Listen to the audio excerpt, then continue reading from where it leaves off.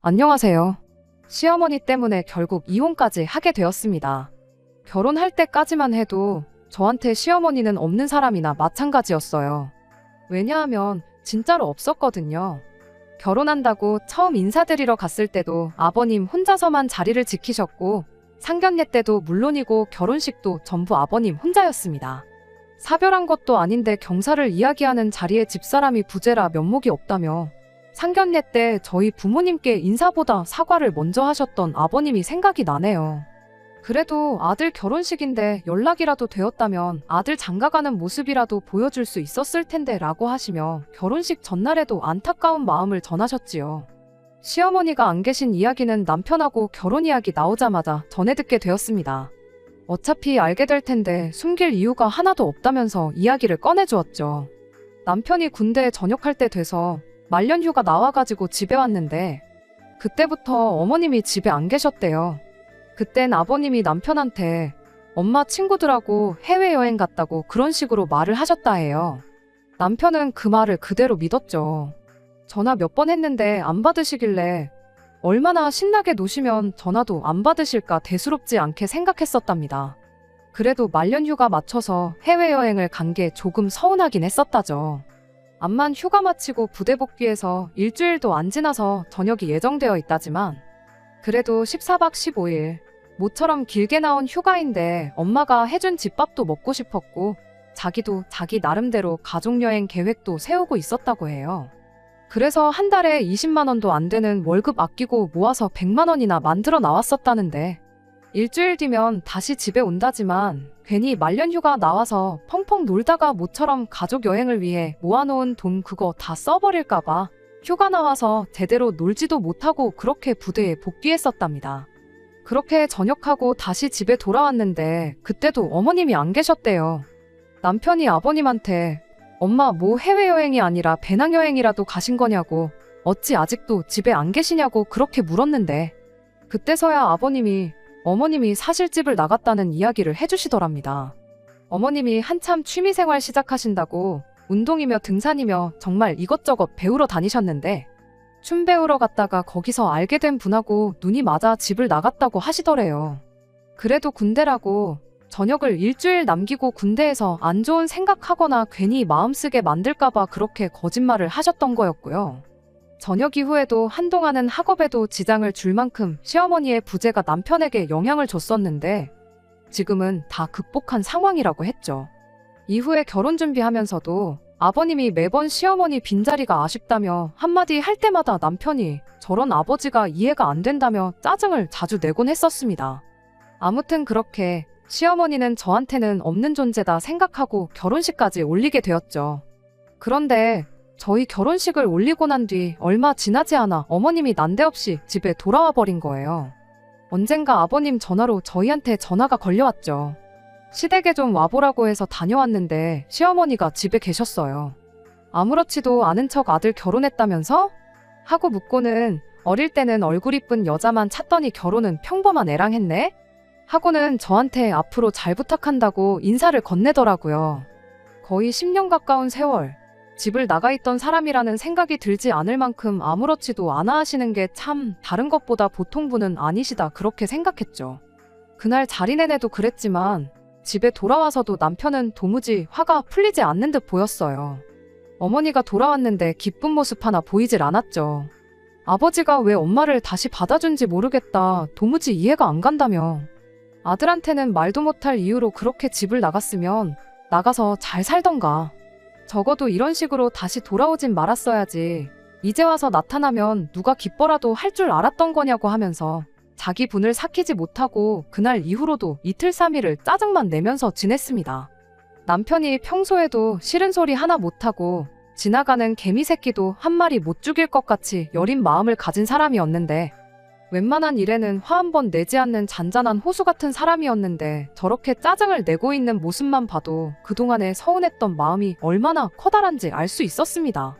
아무튼 제3자나 마찬가지인 제 입장에서 볼 땐 뭐 어디 놀러라도 다녀오신 것처럼 아무렇지도 않게 돌아온 시어머니도 대단했지만 그걸 받아준 아버님도 참 대단하다 싶었어요. 그럴 일은 없겠지만 저희 친정아버지셨다면 다시 가족들 앞에 나타난 순간 여길 어디라고 돌아왔냐고 집에 발도 못 붙이게 하셨을 것 같았거든요. 한편으로는 부부의 연이라는 게 그런 허물도 덮어줄 정도인가. 우리 친정 부모님도 같은 상황이라면 다시 받아주시려나 하는 생각도 들었죠. 아무튼 그렇게 어머님이 돌아오고 나서 몇 주가 지나서였어요. 아버님이 어머님 빼고 저희만 따로 불러서 식사를 했던 적이 있었는데 그때 아버님이 어머님을 다시 받아주신 진짜 이유를 알게 되었습니다. 지금이야 상관없지만 시간 지나면 저희들 사이에서 아이도 생기고 그럴 텐데 당신은 저희 아이를 돌봐줄 자신이 전혀 없어서 그랬던 거라네요. 남편이 어이없어 하면서 당장 생기지도 않은 아이 때문에 그런 결정을 내리신 거냐고. 그리고 요즘 출산율이 바닥이다 뭐다 해서 육아에 대한 복지가 예전같이 나쁘지가 않다고. 누가 부모님한테 아이 맡기냐. 우리들 맞벌이 하는데 사람을 써도 되는 거고 그러는 건데 그런 이유였으면 차라리 우리한테 상이라도 한마디 해주시지 그랬냐며 아버님 말에 엄청 대들었습니다. 아버님은 암만 그래도 살다 보면 네 엄마 도움받을 일이 있을 거라고. 이게 다 니들을 위한 결정이나 마찬가지니 너무 싫어하지 말아라 하면서 단호하게 말을 하셨죠. 말씀은 저희를 걱정하고 신경 쓰니까 내린 결정이라고 하시지만 저 역시 하나도 기쁘거나 감사하지는 않았어요. 왠지 그 말이 당신은 싫었지만 저희들을 위해 어쩔 수 없이 받아준 거다라고 시어머니를 다시 받아준 이유를 저희한테서 찾는 것처럼만 느껴졌었거든요. 남편도 집에 와서 뭘 우리 탓을 하시는 건지 필시 나중에 우리 아이 생기면 손주 구경 못할까봐 저러시는 걸 거라고 투덜대기 바빴습니다. 그런데 사실 그게 진짜 이유가 아니었어요. 정확히는 정말로 시어머니 도움을 받을 일이 생기게 되었던 거죠. 실은 아버님이 많이 아프셨던 거예요. 어머님 집 나가셨을 때랑 똑같이 본인만 알고 저희한테는 말 한마디 안 해주고 있었던 겁니다. 아버님이 혼자신데 아프기까지 하면 저희가 신경을 쓰지 않을래야 않을 수가 없는 상황인 걸 아버님도 알고 계셨던 거죠. 자식들 인생에 도움이 되지는 못할 망정 결혼하자마자 큰 짐이 되는 건가 싶어서 고민이었는데 그때 마침 딱 어머님이 다시 나타나신 거죠. 어머님을 다시 받아주기로 하면서 간병이라든지 이런 부분에 대해서 다 이야기가 끝난 상황이었던 거고요. 그런 사유를 들으니 어느 정도 아버님이 어떤 기분이셨는지 이해가 가긴 했지만 남편은 여전히 이 상황을 못마땅해 했었어요. 왜 매번 중요한 걸 말 한마디 안 하고 혼자서 결정하고 실행하시는지 이해가 안 간다면서요. 그렇게 결국 저희가 결혼 생활 2년차를 넘기던 해에 아버님은 병을 이기지 못하고 세상을 떠나시게 되었습니다. 이미 아버님께서 저희 결혼할 때 가지고 계셨던 재산 대부분을 처분해서 저희 결혼하는데 보태주신 상황이었어요. 아버님 앞으로 남아있던 재산은 어머님 앞으로 전부 돌아가게 되었지만 덕분에 그게 그렇게 많은 편은 아니었습니다. 남편은 아버님이 돌아가시고 나서 어머님한테 찾아가 이렇게 말을 했어요. 아버지도 돌아가셨고 다시 자유의 몸이 되신 거니 어머니 하고 싶은 대로 사시라고요. 겉으로 듣기에는 어머님 마음 가는 대로 살라는 배려 섞인 말처럼 들렸겠지만 사실 그건 연을 끊자는 소리나 마찬가지였습니다. 어머님 앞으로 돌아간 재산도 있으니 그 돈으로 혼자 지내라는 말이나 마찬가지였죠. 평소에 조용하고 착한 사람이 화가 나면 무섭다잖아요. 어떻게 저렇게 독한 말을 할 수 있나 싶었죠. 부모 자식 간의 연이라는 게 어지간해선 끊어내기 힘든 거라잖아요. 게다가 아버님 돌아가신 지 얼마 되지도 않았던 시기라 어머님도 나름 힘든 부분이 있을 수도 있다 생각했죠. 아무리 다른 사람 만나 중간에 공백이 길다 하더라도 이혼을 하셨던 것도 아니고 반평생을 부부로 지낸 아버님이 돌아가신 거잖아요. 아버님이 결혼 생활하는 동안 어머님을 얼마나 서운하게 해서 그런 결정을 내리셨다 한들 다시 잘 지내보겠다고 돌아오신 분인데 남편이 세상을 떠나자마자 자식이 와서 배려해주는 척 연 끊고 살자는 말을 꺼내고 있으니 어머님도 충격이 크지 않을까 그런 생각이었죠. 하지만 그렇다고 해서 제가 중간에 나서서 두 사람 사이를 다시 붙여놓거나 그럴 생각은 추호도 없었습니다. 그거야말로 오지랖이라고 생각했으니까요. 그저 어머님과 다시 연을 끊고 지내는 게 남편의 뜻이라면 저도 그 뜻을 묵묵히 따라가는 게 제가 할 수 있는 최선이라 생각했어요. 그리고 마음 한편에서는 솔직히 조금 다행이다 싶은 생각도 있었습니다. 없다고 생각했던 시어머니가 다시 생긴 것도 놀라운데 혹시나 모시고 살아야 하는 건 아닐까 싶은 걱정 또한 내심 제 마음 깊은 한구석에 있었거든요. 그런데 남편이 저렇게 나서서 어머님께 단호한 태도를 보여주니 오히려 안심이 되었을 정도였습니다. 하지만 피는 물보다 진하다는 말이 괜히 있는 말이 아닌 것 같아요. 결국 중요한 순간에 와서 남편은 어머니를 모시고 사는 길을 택했거든요. 아버님이 돌아가시고 나서 남편이 어머님께 그런 말을 전하고 실제로 한동안 시어머니는 저희들 앞에 나타나기는커녕 전화 한 통 없으셨어요. 이따금씩 친정 식구들과 함께하는 자리를 가지면 남편이 이제 저는 장인 장모님을 제 부모님이라 여기고 살겠다. 앞으로 자식처럼 효도하겠다는 식의 표현을 자주 했었는데 저희 부모님께 잘하겠다고 그러는 게 고마운 마음도 있었지만 한편으로는 저 사람 마음이 많이 심란하겠구나 싶은 생각도 같이 들었습니다. 아버님은 돌아가셨지만 어머님은 멀쩡히 살아계시는데 자기 입으로 이제 양친이 다 안 계신 거나 마찬가지다 하고 있는 그 마음이 도저히 가늠이 되지 않았죠. 그러던 중 연락 없이 지내던 시어머니가 저희 집에 짐을 싸들고 찾아왔어요. 그날의 일은 아직도 어제 일같이 생생히 기억이 나네요. 아버님 돌아가시고 그렇게 거의 반년 가까이 시어머니하고는 연락도 한 통 없이 지냈었어요. 그리고 그날은 남편이 어머니 마음 가는 대로 사시라고 말을 꺼낸 이후로 처음 시어머니한테서 저희한테 연락이 왔던 날이었죠. 아침에 회사 막 출근해서 일을 하고 있는데 저한테 전화가 한 통 걸려왔어요. 시어머니한테서 온 전화인 걸 확인했는데 그때는 일부러 받지 않았습니다. 반년 동안 연락이 없으셨던 분이니 뭐 전화를 실수로 잘못 걸었던 건 아닐까 생각했었어요. 암만 잘못 건 전화라 할지라도 전화를 받는 게 당연한 매너일 수도 있겠지만 말씀드렸다시피 이미 반년 동안 연락을 하지 않았다 보니 어떻게 전화를 받아야 할지 무슨 이야기를 해야 할지 생각해보니까 막막한 거예요. 무슨 이야기를 하시려나 어떤 이야기를 해야 하나 혼자서 머릿속으로 예상 시나리오를 쓰고 그러고 있었는데 다행히 그런 고민하던 중 전화가 그냥 끊어졌어요. 정말 실수로 잘못 전화를 거셨나 보다 그렇게 넘겼고 그렇게 회사에서 예정되어 있던 팀 회의가 시작되었죠. 그런데 한참 회의가 진행되고 있는 와중에 다시 시어머니한테 전화가 걸려왔어요. 보통 전화를 2번 연속으로 잘못 거는 일은 없잖아요? 시간차가 있긴 했지만 다시 전화가 걸려온 걸로 봐서 진짜로 저한테 어떤 용건이 있어서 전화를 하신 거구나 싶더라고요.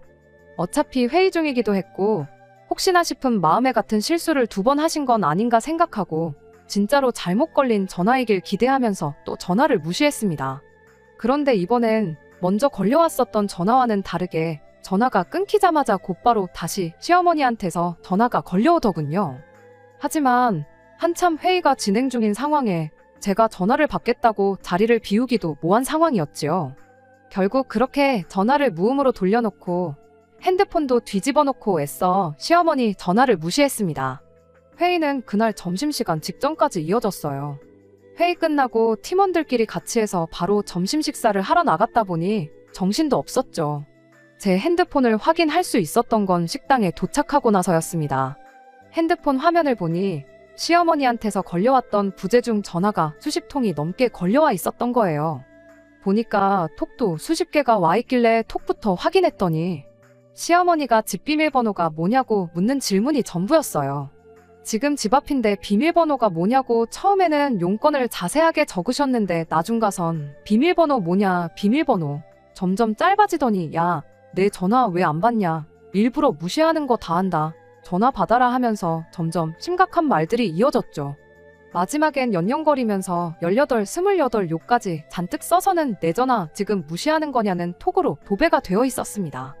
세상 둘도 없이 상냥하게 물어오셨다고 해도 비밀번호를 알려달라 그러면 그러고 싶지 않았겠지만 그런 식으로 욕까지 먹은 상황이다 보니 더더욱 알려주고 싶지가 않았어요. 자이든 타이든 전화 한 통 안 받았는데 그런 소리 듣고 전화까지 드려서 집 비밀번호까지 알려줄 이유가 하나도 없다고 생각했습니다. 그래서 그냥 이왕 무시하고 다 씹어버린 거 아예 무시하기로 결정을 했어요. 그리고 남편한테도 톡 하나 보내놨어요. 어머님이 난데없이 전화해서 집 비밀번호를 물어봤다고요. 그때가 점심시간이었다 보니 평소 같으면 톡을 보내기 무섭게 칼같이 답장을 보냈을 남편이었는데 그날따라 대답이 없는 게 점심시간에 쉬지도 못할 만큼 회사 일이 바쁜가 보다 그렇게 생각하고 말았죠. 그렇게 일 마치고 집에 오는 길에 혹시나 문득 시어머니가 아직도 집 앞에서 저를 기다리면 어떡하지 살짝 걱정이 되었습니다.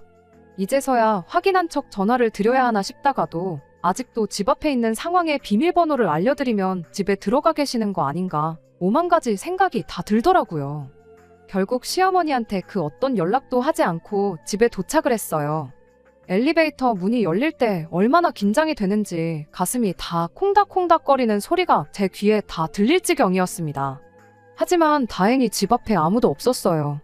안심하고 현관문 열고 집에 들어왔는데 현관문 열자마자 깜짝 놀라서 저도 모르게 소리를 다 질렀습니다. 시어머니가 이미 집 안에 들어와 있었거든요. 마치 이 집이 당신 집인 것 마냥 거실 바닥에 떡하니 옆으로 기대 놓아선 TV를 보고 있었어요. 문 열리는 소리에 고개를 살짝 돌려서 제가 들어온 걸 확인하고는 너는 왜 애가 전화를 안 받냐고 짜증부터 내더군요. 묻는 말에 대답은 안 하고 시어머니한테 대번에 집에는 어떻게 들어오셨냐고 물어봤어요. 시어머니가 뭘 어떻게 들어오냐고 문 따고 들어왔지 한마디 하더니 이 집이 뭐 네 혼자 사는 집이냐고 내 자식도 사는 집인데 당신이 들어오려면 못 들어올 게 어디 있겠냐는 겁니다. 그러곤 지난 일 가지고 나도 며느리랑 기싸움 하기는 싫고 배고픈데 저녁이나 차려보라고 한마디 하고는 다시 고개를 까딱 돌려서 TV를 다시 보기 시작했죠. 그제서야 평소에도 칼같이 제 톡에 답장을 해주던 남편이 아무 답장도 없었던 이유가 뭔지 알겠더라고요. 하지만 남편이 설마 어머님한테 집 비밀번호를 이리도 쉽게 알려드릴 거라고는 생각도 못해서 그저 이 상황이 더더욱 당황스럽기만 할 뿐이었습니다. 밥이나 차려오라는 시어머니 말을 뒤로 한 채 그 길로 방으로 들어가 남편한테 전화를 걸었어요. 남편이 제가 퇴근해서 이 상황을 모두 알고 전화를 했다는 걸 눈치챈 건지 이번엔 전화 걸기가 무섭게 바로 전화를 받더라고요. 아무 말 한마디 안 했는데 대번에 저한테 미안하다고 회사 일 때문에 정신없는데 자꾸 전화하는 통에 어쩔 수 없이 알려드릴 수밖에 없었다고 거기에 제가 전화를 안 받는다며 제 욕까지 하셨다는데 달리 방법이 없었대요. 이미 들어와 버린 사람을 내쫓아버릴 수도 없으니 일단은 알겠다고 했습니다. 그렇게 전화를 끊었는데 시어머니가 방문을 벌컥 열고는 너는 밥을 주방에서 차려야지 안방에서 차리냐며 또 싫은 소리를 쏟아내기 시작했어요. 정말 환장하겠더라고요. 일단 시어머니한테 남편도 오는 길이라고 하고 지금 집에 먹을 것도 뭐 없다고 일단 나가서 식사하자고 했어요. 그리고 옷을 갈아입으려 옷방에 들어갔더니 한숨밖에 나오지 않대요. 이미 시어머니가 커다란 가방 2개의 짐을 잔뜩 싸오셔서는 저희 옷방 한 구석에 당신 짐까지 다 풀어놓은 상황이었어요. 이게 그냥 놀러 오신 게 아니라는 건 그것만 봐도 알 수 있었죠. 이윽고 남편이 퇴근해서 집에 돌아오게 되었고 그 길로 바로 식사부터 하자고 시어머니를 데리고 나가 밖에서 식사를 했습니다. 식사하면서 남편하고 제가 조심스럽게 물어봤어요. 난데없이 저희 집에는 어쩐 일로 오신 거냐고요. 시어머니는 세상당당하게 대답하셨죠. 짐 싸들고 온 거 보면 모르겠냐고 니들하고 같이 살러 온 거라면서 말입니다. 남편도 시어머니가 비밀번호를 알려달라길래 잠깐 지나가다 들른 걸 줄 알았었나 봐요. 같이 살러 왔다는 말에 쏘스라치게 놀라가지고는 한마디 하더라고요. 왜 멀쩡한 집 냅두고 저희랑 같이 살려고 하시냐면서요. 그런데 이어진 시어머니 말이 아주 충격적이었습니다. 집은 진작에 날려먹었다는 거예요. 뭘 어떻게 해야지 그 얼마 안 되는 사이에 집을 날려먹는가 했더니 아버님 돌아가시고 나서 그 아저씨를 아예 집으로 불렀다는 거예요. 한참 춤출 때 만나가지고 같이 집 나갔던 그 아저씨를요. 알고 보니 다시 돌아온 이유도 한참 그렇게 둘이 거진 10년 세월을 부부처럼 한 집에 살다가 그 아저씨가 돈이 떨어지자 도망 나온 거였답니다. 그런데 이제 다시 집도 생기고 얼마나마 돈도 생겼으니 그걸 못 참고 그 아저씨를 집으로 불러들인 거예요. 그런데 또 막상 둘이 살기에는 넉넉한 돈이 아니었잖아요. 그래서 그 돈 어떻게 불려보겠다고 둘이서 집 팔고 전 재산 들고 강원도에 노름하러 여정길에 올랐던 겁니다. 거기서 방 하나 구해서 매일같이 노름하다가 집 한 돈에 아버님이 남겨둔 돈 홀랑 다 날려먹고 그대로 거기에 싸들고 간 짐 챙겨서 저희 집으로 찾아온 거였습니다. 차라리 뭐 사기를 당해서 쫄딱 말아먹었다는 거짓말이라도 하시지 아무리 솔직한 게 최고라고 해도 저건 너무 심하지 않나 싶었어요. 설마 오갈 곳 없는 당신을 길거리에 나앉게 할 거냐면서 큰 소리를 치시는데 뭐 얼마나 불쌍한 상황이라고 저리 당당하게 말을 하시는 건지 어이가 없어서 저도 남편도 더 이상 말을 잇지 못하고 있었습니다. 그렇게 식사 마치고 나와 집에 걸어가는데 당당하게 자기 집에 돌아가는 것 마냥 앞장서서 걷는 시어머니 뒤를 따라 걷고 있자니 정말 오만 가지 생각이 다 들더라고요. 반년 만에 노름으로 전 재산 날린 걸 무용담처럼 당당하게 이야기하시는 것도 대단했지만 저러다 정말 우리 집에 눌러앉아 버리는 건 아닌지 그게 가장 큰 걱정거리였죠. 그래도 남편을 믿었어요. 암만 시어머니한테 비밀번호를 알려준 게 남편이라지만 회사에서 일하는데 쉬지 않고 전화하는 시어머니가 부담스러워서 어쩔 수 없었을 거 아닌가 하는 생각이 들었죠.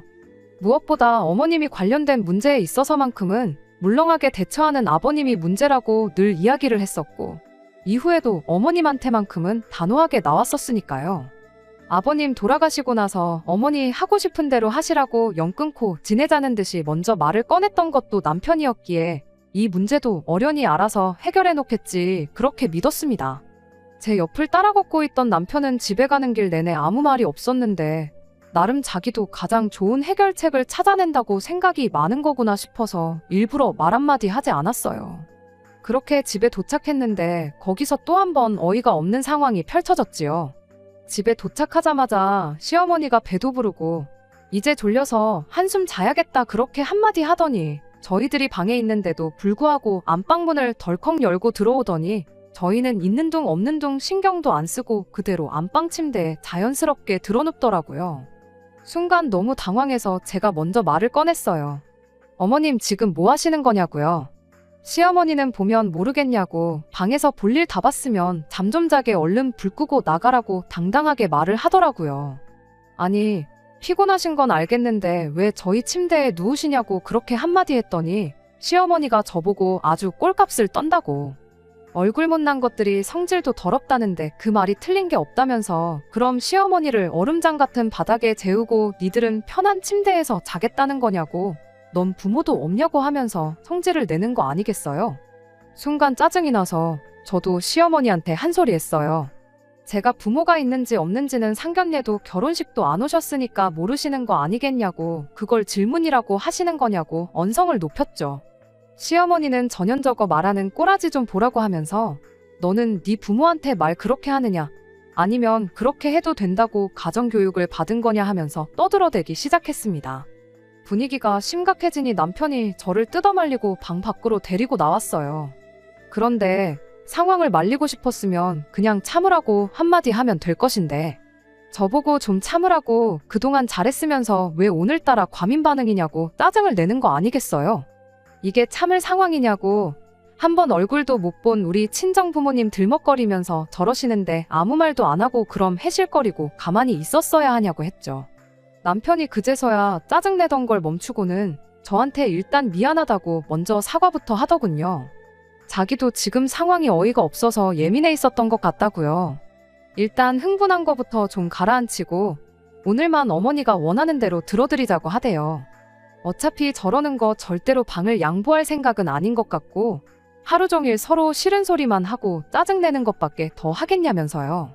차라리 그냥 안방 하루 내드리고 끝내자고 자기는 아침에 회사에 연락해서 일부터 빼고 그 길로 어머님 모시고 나가 새로 지낼 곳을 알아봐 주던지 하겠다고 하더라고요. 일단 저도 마음을 좀 추스르고 따뜻한 차 한 잔 마시면서 마음을 가라앉혔어요.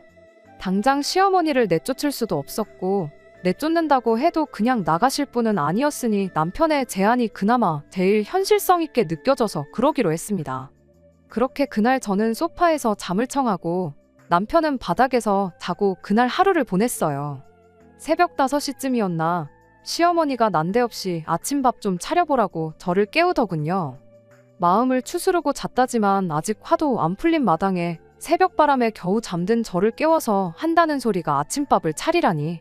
시어머니가 매너를 안 지키는데 저도 예의고 뭐고 갖출 이유가 없다고 생각해서 툭 던지듯 한마디 했습니다. 냉장고에 반찬 있고 밥솥에 전날 아침에 해놓은 밥 있으니까 알아서 드시라고 말하고 그대로 다시 잠을 청하려고 들어누웠죠. 그랬더니 시어머니가 지금 시어머니한테 전날 지어놓은 밥을 먹일 생각이냐고 한마디 하더니 혹시 너 내 아들한테도 이딴 식으로 아침밥을 차려주냐 한마디 하시대요. 그래서 그 말에도 한마디 대답해드렸죠. 어머님도 적어도 10년은 안 차려준 아들 아침밥을 왜 저한테 바라시냐고요.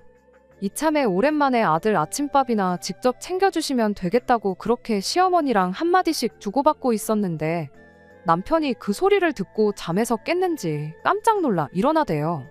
그래도 이번엔 제가 아니라 시어머니를 뜯어서 데려가더군요.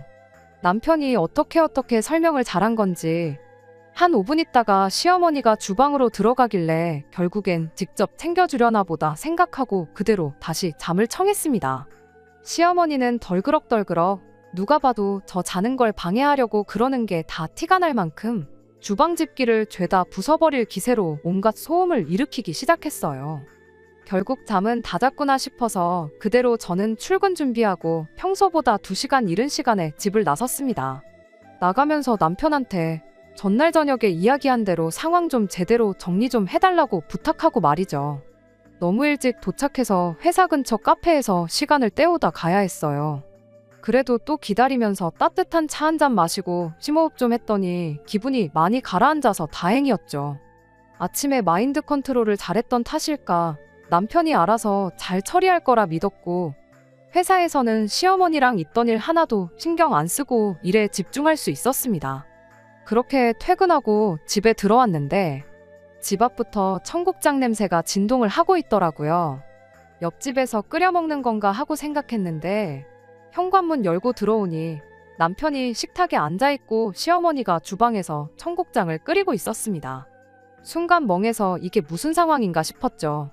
남편은 그런 저를 보더니 애써 모르는 척 고개를 숙이고 있었고 제가 들어온 걸 알게 된 시어머니는 너는 어떻게 된 애가 남편이 좋아하는 음식을 고작 집에서 냄새난다는 이유로 한 번을 안 해줄 수가 있냐면서 마누라는 맞냐고 한마디 하시더군요. 그러더니 내 아들 먹으라고 한 거지 네 먹으라고 해놓은 거 아니니까 너는 저녁 먹으려거든 나가서 혼자 먹던가 우리 아들 식사 다 끝나면 네 혼자 네 먹을 거 해먹던가 하라고 하는 거 아니겠나요? 순간 그 길로 남편 팔을 잡아채서 방으로 끌고 들어왔어요. 시어머니가 중간에 방해 못하게 문도 잠궈버리고 남편한테 한마디 쏟아냈죠. 해결하겠다고 큰소리 칠 때는 언제고 지금 이게 무슨 상황이냐고. 입이 있으면 설명 좀 해보라고요.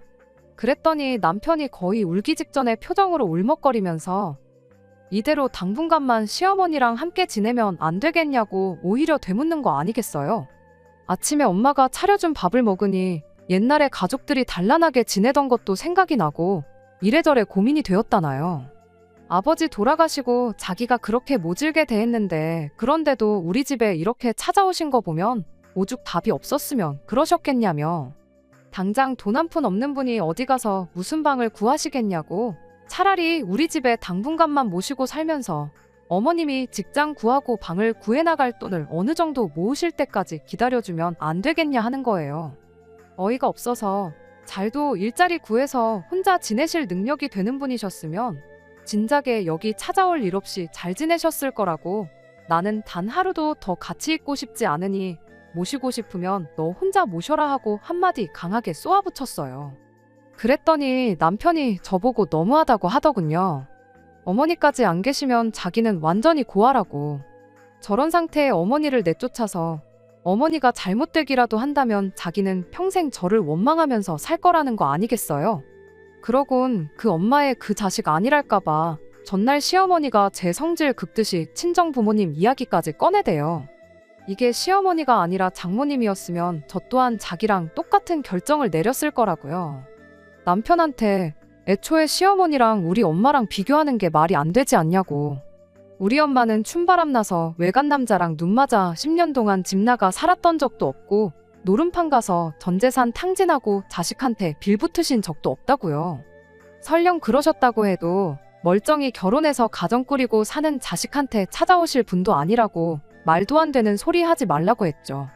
나도 평생 남편한테 엄마를 벼랑 끝으로 내모른 독한 배우자 소리 들으면서 살고 싶은 생각 없다고. 그러니까 모시고 싶으면 혼자서 실컷 모시라고 했죠. 그런다고 내가 어머님 자리 잡을 때까지 친정 가서 기다려주겠단 소리는 아니라고. 당장 내일 이혼 서류 만들어 올 테니까 이혼할 각오하고 어머님을 모시라 했습니다.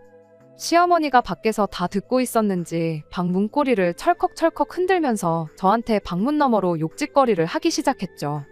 그 방에서 나오기만 해보라고 아주 산송장을 만들어서 내쫓아버리겠다며 저보고 부모 자식 간의 연을 끊어놓으려고 작정을 했다고 난리법석을 떨길래 제가 또 한마디 해줬죠. 부모 자식 간의 연을 먼저 끊은 건 아줌마 아니냐고요.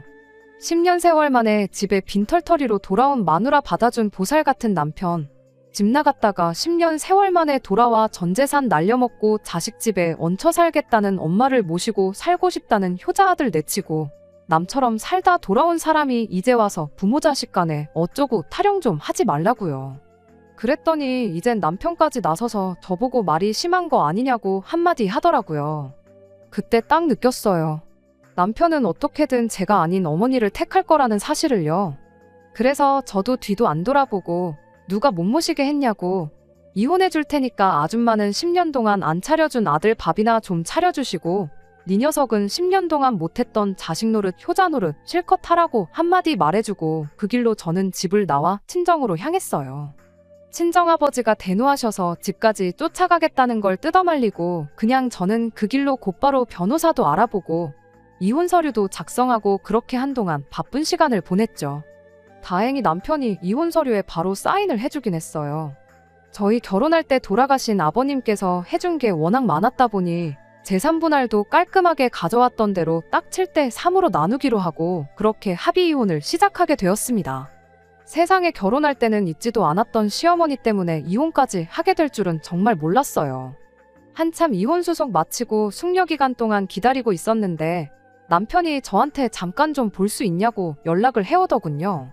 말로는 방 정리하다가 제 물건이 나왔다고 그거 돌려줄 겸 해서 겸사겸사 보자길래 얼굴 보고 싶지 않으니 그냥 택배로 보내라고 그렇게 한마디 하고 말았는데 남편이 기어이 그걸 전해주겠다고 친정 앞까지 찾아온 거예요. 괜히 친정집에 들어오라고 했다간 저희 아버지한테 걸려서 인간이 뼈도 못 추릴 것 같아 제가 나가서 남편을 만나고 왔습니다. 남편이 제 물건이라고 가져온 건 정말 가짜는 물건이었어요.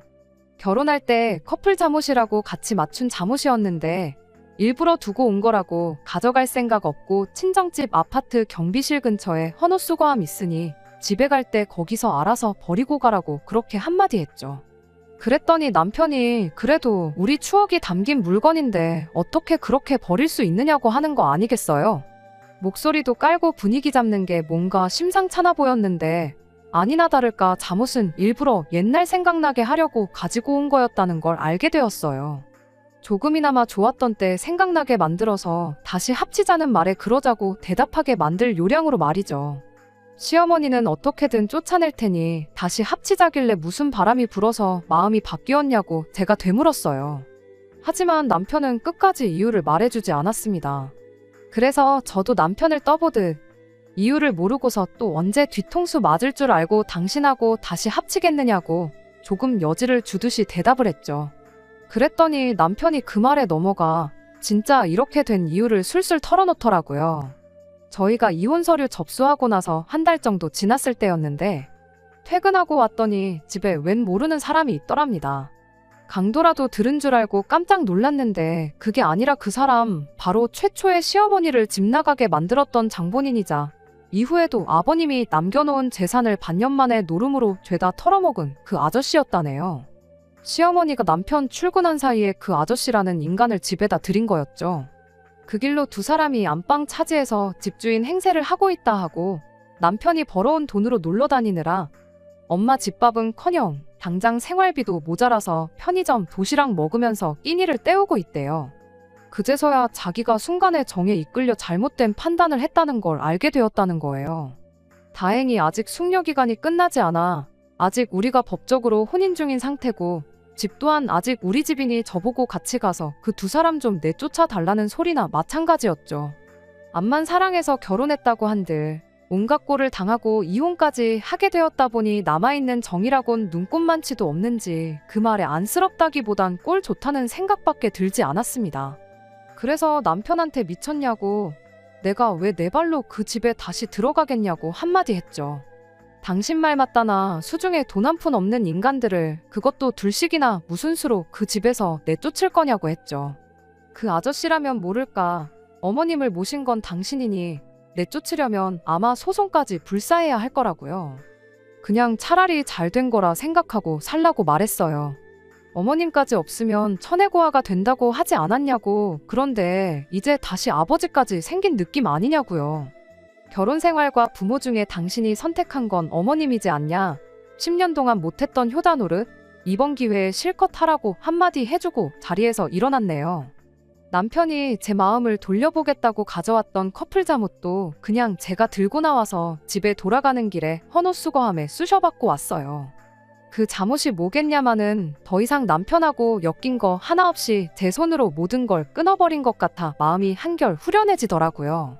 결국 시간이 지나 숙려기간도 끝나게 되었고 저희는 진짜 남남이 되었습니다. 순간 효자 노릇 한번 하려다가 떼지도 못할 혹 하나 더 생긴 건데 이거야말로 자업자득 아니겠나요? 아무튼 팔자에도 없었던 시어머니가 갑자기 생겨서 하마터면 제 인생까지 같이 꼬일 뻔했는데 암만 이혼녀 딱지를 달았다고 한들 남은 인생 꼬이는 것보다 이 편이 훨씬 나은 것 같습니다. 끝까지 들어주셔서 감사합니다. 오늘의 사연은 여기까지입니다. 구독과 좋아요, 알람 설정 부탁드리고 더 좋은 사연으로 다시 찾아뵙겠습니다. 감사합니다.